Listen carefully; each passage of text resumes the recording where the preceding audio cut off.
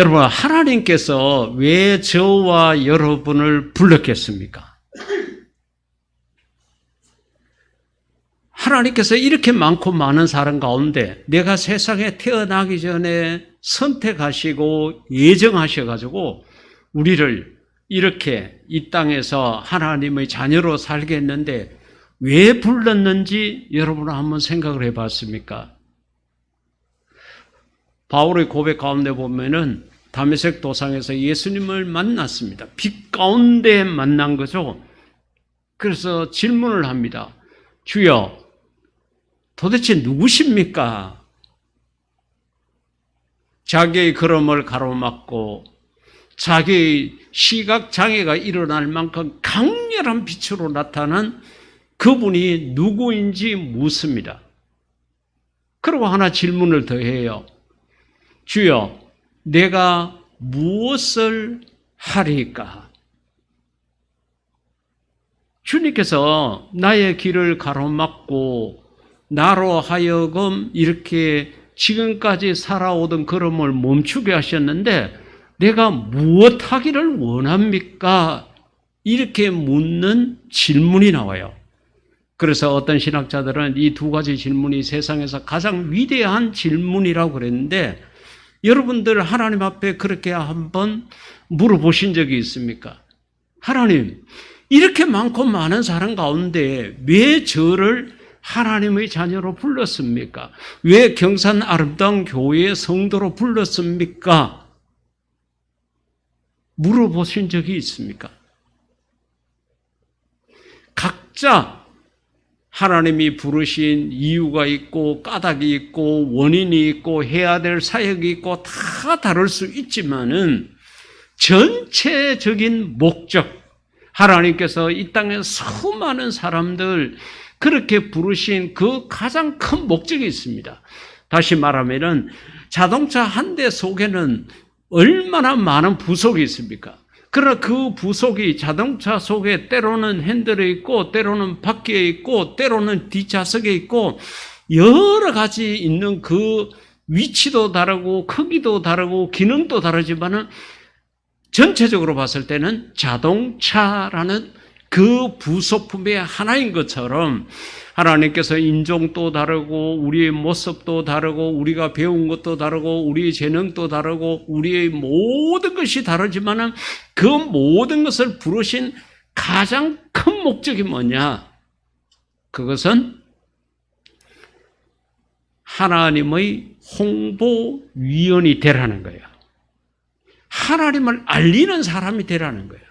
그래서 예수님께서는 땅끝까지 가서 내 증인이 되라고 그렇게도 말씀을 하셨습니다. 그렇기 때문에 우리가 해야 될 것은 내가 무엇을 하든 간에 내가 직장 생활을 하든 내가 사업을 하든 저같이 목사로 교회를 사역을 하든 선교사가 되든 무엇을 하든 간에 그것은 그렇게 중요하지 않습니다. 단 그 일을 통해서 내가 예수님을 전하고 있느냐, 하나님의 홍보위원으로서 그 역할을 제대로 하고 있다 그러면은 아무 문제가 없습니다.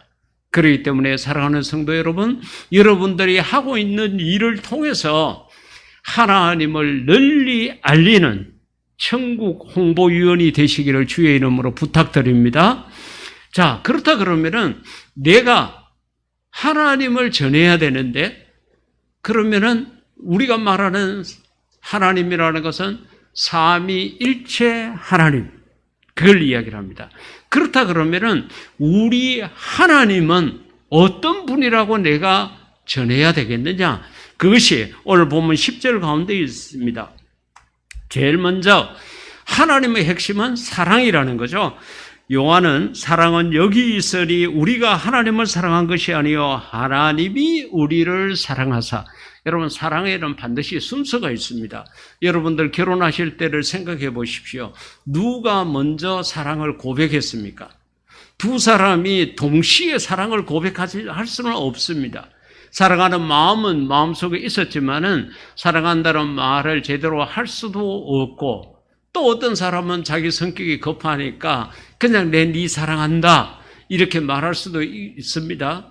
근데 사랑을 누가 먼저 고백하느냐 하는 것은 중요한 사실입니다.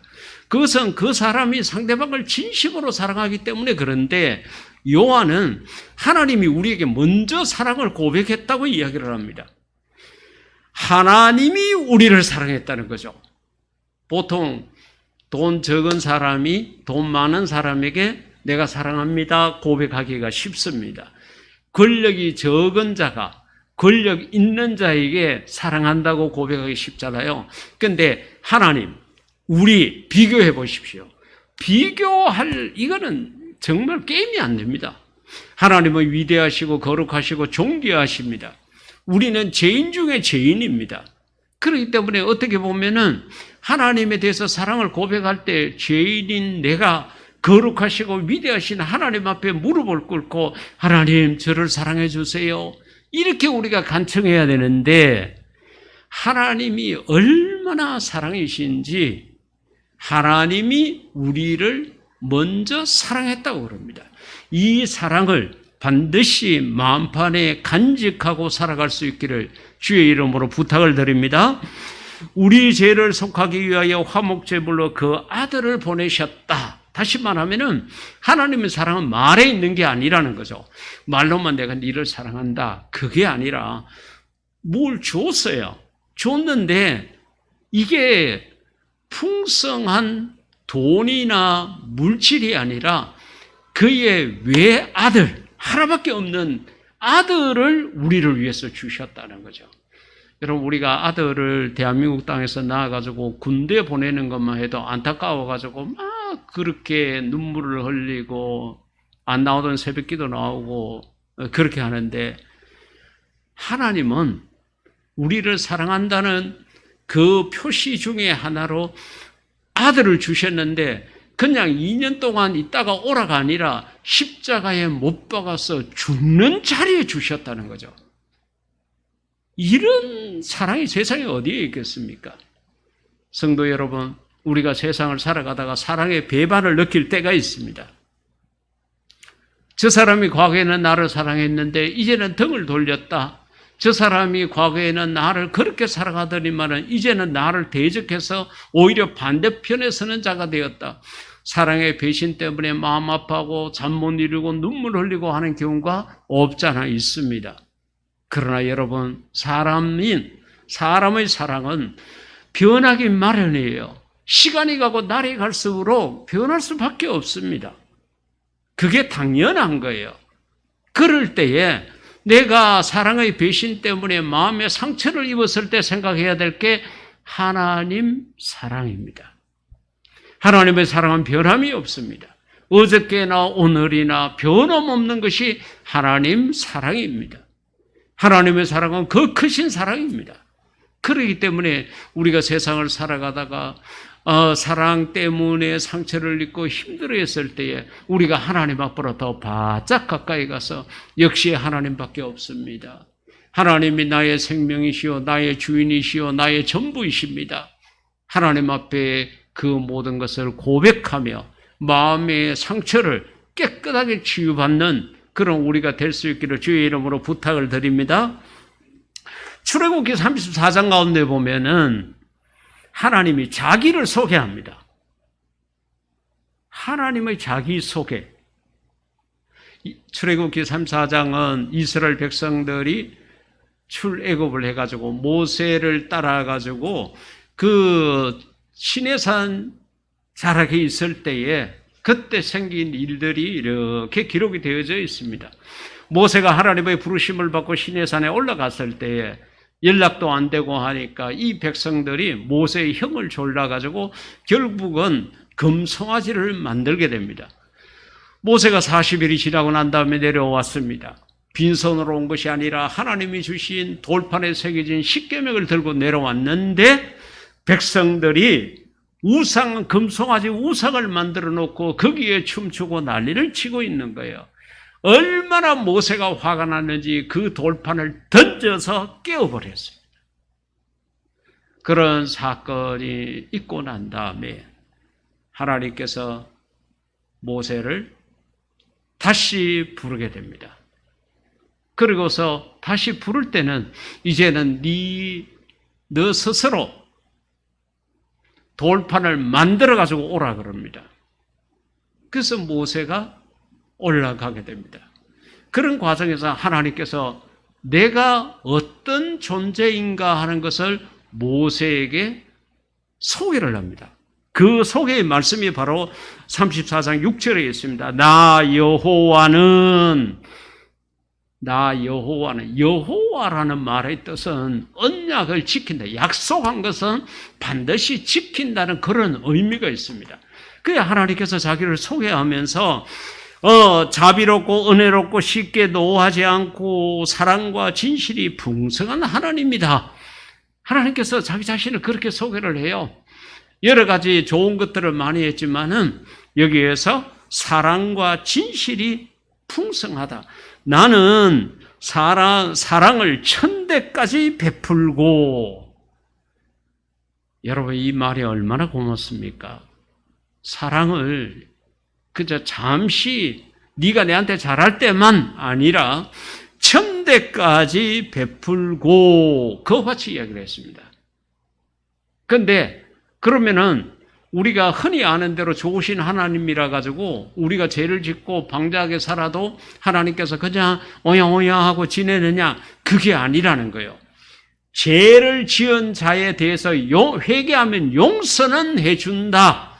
그런데 그 마지막 부분 가운데 보면은 그 죄에 대해서는 자손 4대까지 벌할 것이다 그랬습니다. 그러니까 하나님이 사랑이 많지만은 죄를 짓게 되면은 거기에 대한 대가도 있는데 그것은 4대까지 이르게 한다는 거예요. 그래서 우리가 성경의 이런 모습을 보면은 부모가 잘하면은 자식이 복되는 것처럼 부모의 죄가 4대까지 내려간다는 것을 우리가 이 말씀 속에서 반드시 깨달아야 됩니다. 부모가 심어서 자식이 거두는 거예요. 봄에 씨를 뿌려서 가을에 추수를 하듯이 반드시 그렇게 합니다. 지난 한 주간 동안 하나님께서 우리로 하여금 자녀를 위해서 기도할 수 있는 특별 새벽 기도 기간을 주셨습니다. 우리 이재성 목사님께서 귀한 말씀들을 많이 전해 주셨는데 정말로 우리가 부모 되는 우리가 어떻게 하느냐에 따라 가지고 자식들에게 그 영향이 때로는 악한 것으로 때로는 좋은 것으로 이렇게 물려져 간다는 것을 반드시 기억하시고, 부모 되신 우리는 자식을 위해서도 하나님 말씀 앞으로 더욱더 가까이 가고 어렵고 힘들어도 하나님 편에 서는 그런 부모가 될 수 있기를 주의 이름으로 부탁을 드립니다. 하나님께서 사랑이 많다. 내가 사랑이 어느 정도냐? 그 사랑을 1000대까지 이르게 한다고 그같이 이야기를 한 거예요. 그래서 우리가 남들에게 하나님이 어떤 분이시냐 그랬을 때 하나님은 사랑이신 분이다라고 우리가 전해야 된다는 거죠. 두 번째로 우리가 전해야 될 것은 바로 예수님이십니다. 자, 우리가 예수님께서 이 땅에 오셔서 병든 자도 고치시고 기적도 일으키시고 좋은 말씀도 주시고 많이 그렇게 했습니다. 그런데 우리가 남들에게 예수님을 전할 때 반드시 전해야 될 게 뭔가 하면은 예수님은 구세주이시다. 이걸 반드시 전해야 됩니다. 오늘 본문 9절 가운데 보면은 하나님의 사랑이 우리에게 이렇게 나타난 바 되었으니 하나님이 자기의 독생자를 세상에 보내심은 그로 말미암아 우리를 살리려, 이 단어가 중요합니다. 살리려 하심이라. 하나님께서 죄로 말미암아 죽을 수밖에 없는 우리를 살릴 수 있는 길이 무엇일까? 그렇게 생각한 끝에 우리를 죄에서 살릴 수 있는 길은 예수 그리스도가 우리의 모든 죄를 대신해서 죽는 길밖에 없다 해가지고 예수님을 구세주로 우리에게 보내신 것입니다. 그렇기 때문에 우리가 남에게 예수님을 증거할 때에 이 예수님이 어떤 분이냐? 세계 위대한 4대 성인 가운데 하나다. 이거는 믿지 않는 사람들이 그렇게 이야기를 하는 겁니다. 그게 아니라 우리를 죄에서 구원할 자이시다. 예수님을 믿음으로 말미암아 죄에서 구원받는다. 예수님 외에는 구원받을 길이 없다. 예수님이 구세주라는 사실을 우리가 모든 사람들에게 널리 알려야 된다는 겁니다. 요한복음 3장 16절 가운데 보면은 보다 더 구체적으로 이야기를 합니다. 하나님이 세상을 이처럼 사랑하사 독생자를 주셨다. 하나님의 사랑이죠. 근데 누구든지 그를 믿게 되면은 멸망하지 않고, 멸망한다는 것은 다시 말하면은 지옥 간다는 거예요. 자기가 지은 모든 죄를 자기가 감당하게 되는 그러한 자리에 가게 되지만은 그를 믿는 자는 영생, 영원히 사는 곳, 천국이죠. 그곳에 가게 된다고 이야기를 했습니다. 그러니까 예수님만이 구세주입니다. 수많은 사람들이 코로나가 확산되고 많은 사람들이 때로는 죽어가기도 하고 병든 상태에 있기도 하고 때로는 회복되기도 하고 하는 막 이런 과정이 이렇게 반복이 되면서 우리를 이 코로나로부터 구원해 줄 자가 없을까 여러 가지로 생각을 하고 거기에 맞는 이제 인간들이 갖고 있는 두뇌를 활용을 해가지고 약을 만들고 예방을 한다고 치료를 한다고 약을 만들고 그렇게 합니다. 그런데 곰곰이 생각을 해보면은 이 코로나로부터 구원받을 수 있는 길은 딱 두 개인 것 같아요. 제일 처음에는 하나님께서 우리를 구원해 주시는 겁니다. 이 코로나의 모든 이 상황이 전 세계에 정말로 지구 초원에 전부 다 이렇게 퍼져가 있는데 하나님께서 이것을 거두어 가시지 않는 한은 고칠 길이 없다. 이렇게 우리가 생각할 만큼 하나님밖에 없다는 거예요. 그래서 우리가 코로나를 위해서 그렇게 기도하자 하는 것은 하나님이 그 열쇠를 갖고 있으니까 하나님 앞으로 더 가까이 가는 길밖에 없다. 이런 답이 내려지는 거예요. 그러면은 이런 사실을 깨닫고 전 세계에 있는 사람들이 정말로 하나님 앞으로 걸어오고 이렇게 하면 얼마나 좋겠습니까? 근데 지금 우리가 우크라이나 사태에서 보는 것처럼 아직까지 정신을 못 차려요. 그런 생각을 못 하고 있는 거예요. 땅 따먹게 하고 전쟁을 일으키려고 그럽니다. 우리나라 정치판에서 지금 보고 있는 것처럼 니 잘났다, 니 못났다 이렇게 여러 가지 모양으로 거짓과 온갖 정말로 우리가 본받지 말아야 될 그런 것들이 얼마나 난무하고 있는지 모릅니다. 하나님 앞으로 갈 생각조차도 안 하고 있는 것 같아요. 그러나 우리를 코로나로부터 구원할 수 있는 분은 하나님밖에 없다는 것을 저와 여러분은 확실히 믿을 수 있기를 주의 이름으로 부탁드립니다. 두 번째로는 이 코로나로부터 나를 지킬 수 있는 것은 내 자신입니다. 내가 하나님 앞으로 가야 돼요. 하나님께서 이 코로나의 어려움을 통해서 우리에게 바라고 원하는 게 뭐겠습니까? 회개하고 돌아오라는 거죠.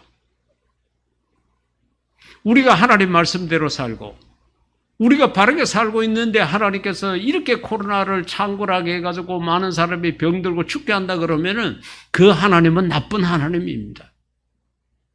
근데 그게 아니거든요.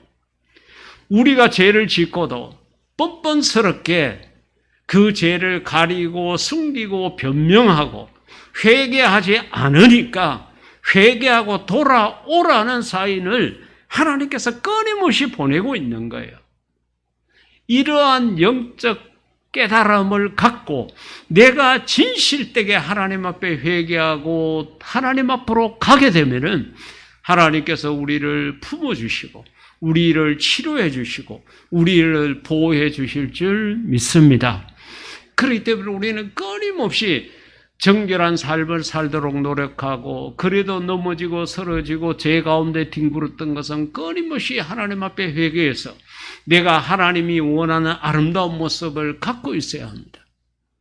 그러면은 우리가 이 땅에서 그렇게 말씀대로 살게 되면은 하나님께서 우리의 보호자가 되시고 우리의 인도자가 되시고 우리의 모든 삶을 책임져 주시는 그런 자가 되실 것입니다. 그렇기 때문에 사랑하는 성도 여러분, 이 코로나 상황 속에서 불안해하는 믿지 않는 사람들, 그들을 따라가지 마십시오. 끝까지 나는 하나님의 자녀인 것처럼, 나는 정말 하나님 자녀의 자리에 있고 그 걸음을 걸을 수 있을 때에 하나님께서는 세상에 그 어떤 일이 일어나도 우리를 지키시고 보호해 주신다는 그 아버지의 사랑, 그것을 다시 한번 기억할 수 있기를 주의 이름으로 부탁을 드립니다. 예수님은 우리의 구세주입니다. 조금 전에 찬양 드렸던 것처럼 주의 보혈 아래 우리가 있게 되면은 어떠한 환난 속에서 어떠한 어려움 속에서도 반드시 우리는 구원자의 대열에 설 수 있다는 겁니다. 그렇기 때문에 수많은 사람들에게 예수님을 전할 때에 다른 것보다 예수님은 구세주이라고, 예수님은 우리를 구원해 줄 자이라고, 예수님은 우리의 영적 소방대원이라고 그렇게 여러분들이 전해서 여러 가지 어려움 속에서 구원받기를 갈망하는 사람들의 마음속에 예수 그리스도를 그들의 심장 가운데 전달해주는 그런 저와 여러분이 될 수 있기를 주의 이름으로 축복합니다. 세 번째로는 성령님께서는 그러면은 뭘 하시느냐? 우리가 전해야 될 하나님 가운데 삼위일체 하나님, 그 가운데 하나님은 사랑이시고 예수님은 구세주고, 그러면 성령님은 어떻게 해야 되느냐? 성령님은 우리와 동행하시는 분이시다. 이걸 우리가 전해야 됩니다. 오늘 본문 13절 가운데 보면은 그의 성령을 우리에게 주심으로, 여러분 우리가 남에게 선물을 받을 때 이런저런 모양으로 뭘 받으면 기분이 좋잖아요. 그런데 하나님께서 우리에게 크게는 두 가지 경우에 성령님을 선물로 주십니다. 제일 첫 번째는 내가 예수님을 내 마음속에 구주로 영접했을 때야. 그러나 나는 예수님을 믿습니다. 예수님이 나의 구세주입니다. 예수님을 나의 구주로 영접하는 순간 하나님께서 모든 믿는 자들에게 전부 다 성령을 선물로 주신다는 거죠. 그렇기 때문에 저와 여러분은 끊임없이 예수님에 대한 신앙을 고백함으로 말미암아 하나님이 주시는 성령의 선물이 항상 내 마음에 있게 하는 그런 성도가 되기를 주의 이름으로 부탁을 드립니다. 그 다음에 하나는 베드로가 이야기한 것처럼 우리가 회개하게 되면은 성령을 선물로 받게 된다는 것을 성경 속에서 또 알 수 있게 됩니다. 그러니까 우리가 조금 전에 예수님이 구세주이심을 우리가 고백해야 된다는 말씀을 들으면서 우리가 회개하게 되면은 하나님께서 우리의 지은 죄를 용서해 주실 뿐만 아니라 우리에게 성령을 주신다는 거예요. 그렇기 때문에 이 성령님이 우리 속에 함께 있다는 것, 이것은 정말로 은혜 중에 은혜요, 복 중에 복입니다. 눈에 보이지 않기 때문에 우리가 이걸 실감을 못하는데, 내가 예수 그리스도를 믿음으로 내 지은 죄를 회개함으로 하나님으로부터 받은 이 성령님이 우리와 함께 계셔서 이 성령님이 우리를 선한 길로, 의의 길로, 하나님이 원하시는 길로만 인도하고 계신다는 거예요. 그러니까 얼마나 감사합니까? 많은 사람들이 성령님에 대해서 관심을 갖고 있기는 하지만은 이 성령님의 인도하심에 우리가 순종하지 않는 것이 문제입니다. 우리는 하나님 앞에 기도할 때에 성령을 주시옵소서, 성령을 달라고 기도를 많이 합니다. 그리고 성령님께서 내 속에 충만하게 해 주십시오. 성령 충만을 위해서까지 그렇게 기도를 많이 합니다. 그런데 앞서 말씀드린 것처럼 우리가 예수 그리스도를 내 마음속에 영접하는 순간 성령님은 이미 와 계셔요. 그리고 성령님이 내 마음속에 계셔가지고 나로 하여금 대접하라고 그렇게 말씀하시지 않고 우리를 좋은 길로, 의의 길로 자꾸 인도합니다. 문제가 하나 있어요. 무엇이 있는가 하면은 성령님이 그렇게 인도하시는데 내가 그 성령님의 인도하심에 순종하지 않아요. 내 고집이 있습니다. 내 욕심이 있어요. 내 생각이 있어요.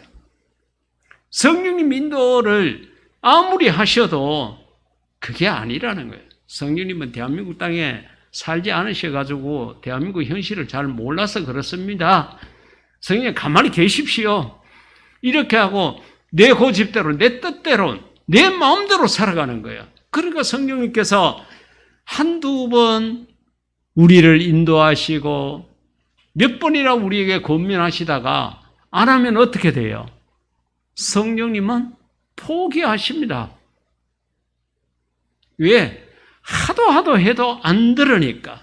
그것을 성령 소멸이라고 이야기를 합니다. 성령이 소멸된다고 그와 같이 이야기했습니다. 우리가 내비게이션을 켜고 자동차를 운전해 가잖아요. 그러면 내비게이션이 자기가 다 판단을 해가지고 목적지까지 갈 수 있는 길을 자꾸 안내합니다. 근데 우리가 그 내비게이션이 안내하는 것을 포기하고 내가 아는 길로, 내가 원하는 길로 자꾸 이렇게 가게 되면은 어떤 내비게이션은 그렇다더라고요. 이 길로 계속 가시게 되면은 목적지와 점점 멀어집니다. 경고성 발언도 하더라고요. 속으로 이놈이 이제 더 가면 나를 치겠구나. 이런 생각이 들 만큼 내비게이션이 그렇게 해요. 자기가 안내하고 있는데 거기로 안 가고 운전자가 자꾸 엉뚱한 데로 가니까 이제 경고를 하는 거죠. 성령님이 우리 삶의 내비게이션이 돼가지고 이 길이 의의 길이요, 이것이 선한 길이요, 이것이 아버지가 기뻐하시는 길이라 해가지고 우리 속에서 끊임없이 안내하는데 자꾸 우리가 아닙니다. 이 길이 좋아요, 저 길이 좋아요, 내 마음대로 가게 되는 거예요. 그러다 보니까 내 삶이 깨어지고 무너지고 병들고 쓰러지고 넘어지게 됩니다. 그럴 때 이제 그 쓰러진 자리에서 왜 성령님이 나를 인도 안 해주십니까? 원망을 성령님에게 돌립니다. 이건 잘못된 것입니다. 사랑하는 성도 여러분, 우리가 진심으로 예수 그리스도를 믿게 되면은 성령님이 우리 속에 계시고 여러분들이 이 세상을 살아가는데 가장 좋은 길로, 선한 길로만 인도하시니까 그 성령님의 인도하심에 절대적으로 순종하는 그런 우리가 될 수 있기를 주의 이름으로 부탁드립니다. 자, 그러면은 성령님은 우리와 동행하시고 예수님은 우리의 구세주가 되시고 하나님은 사랑이시다. 이 사실을 온 세상에 전하라고 저와 여러분을 하나님이 부르셨어요. 그러면 이 일을 하게 되면은 어떻게 되느냐? 이렇게 하는 자들이 받는 복에 대해서 마가복음 10장 29절에서 30절은 이야기를 합니다. 예수께서 이르시되 내가 진실로 너희에게 이르노니 나와 복음을 위하여. 복음을 위한다는 게 무엇입니까? 이 복음을 온 세상에 전하기 위해서 그렇게 수고를 하게 되면은 현세에 지금 살고 있는 이 땅에서 100배의 복을 받고 이 땅에서 잘 되는 길이 우리가 이 하나님의 홍보위원으로서 그 역할을 잘하게 되면은 이 땅에서 복을 받는데 그 복의 양이 100배나 된다 그랬습니다. 이게 뭐 숫자적으로 100배라도 엄청난 거죠. 가령 예를 들어서 오늘 여러분들이 하나님 앞에 헌금을 드렸는데 그 헌금 액수의 100배를 내일 여러분들에게 준다 그러면은 그 얼마나 기분이 좋겠어요. 근데 이 땅에서 사는 동안에 100배의 복을 받고, 그 다음에 내세, 우리 세상이 두 개잖아요. 현세, 지금 살고 있는 이 땅, 그 다음에 앞으로 들어가서 살 천국, 내세, 이 두 개가 있잖아요. 그런데 복음을 위해서 그렇게 헌신하고 수고하고 힘쓰고 애쓴 자에게는 현세에서도 복을 받고 내세에서도 복을 받는데, 현세에서는 100배의 복을 받고, 그 다음에 내세에서는 영생을 받지 못할 자가 없다. 영생이라는 것은 천국만 있는 것입니다. 우리가 다 천국에 들어가게 된다는 거죠. 그러니까 이런 복이 어디 있겠습니까? 이 땅에서 100배의 복을, 저 내세에서 천국의 복, 이 두 가지 복이 여러분의 것이 되기를 주의 이름으로 축복합니다. 우리가 이 땅에서 복음을 위해서 헌신하고 수고하게 되면 그렇다는 거죠. 우리가 선교사님이 필리핀에서 이렇게 오신다는 이야기를 듣고 이렇게 원룸을 구했습니다. 근데 한 달 동안 있을 수 있는 곳이 정말 없더라고요. 그래서 이리저리 알아본 끝에 지금과 같은 원룸을 구할 수 있었습니다. 속으로는 그렇게도 생각이 돼요. 왜 이렇게 우리 교회가 이렇게 해줘야 되나? 그러나 그렇게 하는 것이 우리가 복을 받는 기회가 된다는 거죠. 그래서 선교사님 오셨을 때 식사라도 이렇게 대접할 수 있도록 그렇게 주보에다가 이야기를 했는데, 우리 박중련 집사님이 대만에 연락이 와가지고 주일날 전심 식사를 집사님이 하시겠다고 그렇게 말씀을 하신 거예요. 복 받는 거죠. 복음을 위해서 수고하는 자에게 정말로 주의 종을 대접해서 주의 종의 복을 받고 선지자를 대접해서 선지자의 복을 받는 거예요. 우리가 이 세상을 살아가면서 내가 무엇을 하느냐 하는 것은 중요하지 않습니다. 단 술집만 하지 마십시오. 무엇을 해도 괜찮아요. 그러나 왜 하느냐 하는 것은 중요합니다. 내가 하나님을 전하기 위해서, 하나님의 홍보위원이 되기 위해서 내가 하루 일용직 일을 해도 괜찮고요. 길거리에 가서 어떤 물건을 파는 일도 괜찮고, 직장생활도 괜찮고, 사업을 하셔도 괜찮습니다. 무엇을 하느냐 하는 것이 중요한 것이 아니라 왜 하느냐 하는 것이 중요합니다.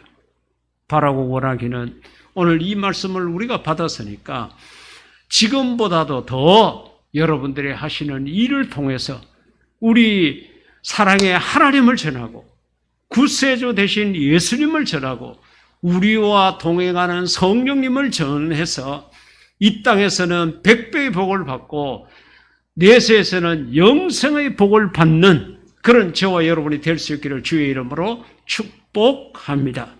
이 시간 우리 다 같이 기도할 때에, 하나님, 내가 이 땅에 이만한 건강이 있을 때에 정말로 열심히 하나님을 전하는 그러한 자가 되게 해달라고 우리 다 같이 기도드리겠습니다.